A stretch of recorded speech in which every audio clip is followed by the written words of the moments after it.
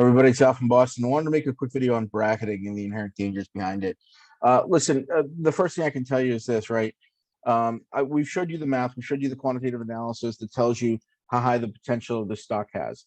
You know you're going to break at least 150, and it could go even higher, right? And I don't have to tell you that, right? I always see a problem with people trying to sell early and bits of incremental shares, right? The inherent value behind and just a clear profit, by the way, just for that reason. The inherent danger behind that is the fact that you could try to sell just a small bit. You could get tempted after let's say you get T plus three. Let's say 3 days later, the stock actually has gone down, and you're let's say it went down to T2 rather, right? No, but let's say T3 is your clearing day and you don't have enough money, but the stock is down. So you use margin to buy back in, right? So you're getting margin. All of a sudden the stock goes down even further and you get margin called. Think about that. That's all your first set of profits are gone. It's completely gone. You're not getting that back. And because a lot of guys think they're going to try to scalp during a squeeze of this volatility, which is absolutely insane to me. That's crazy talk. So keep that in mind when you're thinking about bracketing and trying to replay this thing.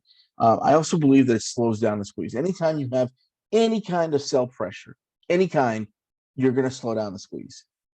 All right, it's sell pressure. Any which way you look at it, you sell something, it's going to register on the index. It's going to bring the stock down. It's going to slow the thing down to where you need to be. That means you're dragged in here longer with the rest of us, right? We don't know how much they've covered so far. We don't know what the paper hands of how many paper hands have sold and how many swing traders have covered using their daily trades. We really don't know. We know they have to buy back all the synthetics and the fakes, but we really don't know. We don't want to take the risk of bracketing and them covering any more than we need to let them cover, right? And then you have the problem of heel dragging. We said this in another video. Heel dragging is where they take their time filling the order. So you could try to sell it, 15,000, 10,000, or a couple hundred or whatever, and they may not even fill it. And it might take like a day, and they might all of a sudden have an error. The biggest thing you have to worry about during the squeeze is these quote errors that they're going to have. They're going to have these fake errors, and they're going to be like, "Oh, there's nothing we could do. It was a computer glitch," because they're going to do stuff like that.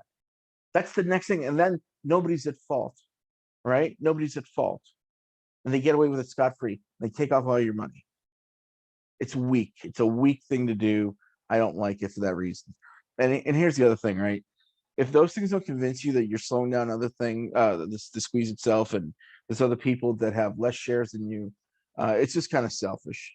And the greater number of people in my book want to see astronomical heights, like over 150,000, than anything else, right? We all know we can get up there. The numbers have proven. We all know we can. It's doable, if you will. All you have to do is just hold. So those are the reasons why bracketing is a bad idea. I would advise against it. I wouldn't sell it early at all. I would just, completely avoid it until you sell it completely all at one time. Or, if you're testing the waters to see if the BAS spread or the bias spread is too thin or thick or whatever, you could do it that way. You could sell one or two shares just to see what it looks like, and then maybe sell your entire load when you're ready to. But those are the only reasons why I would ever even consider selling even a small portion of my assets on the open market. So Al from Boston signing out. Next video is coming up. Thanks. Bye.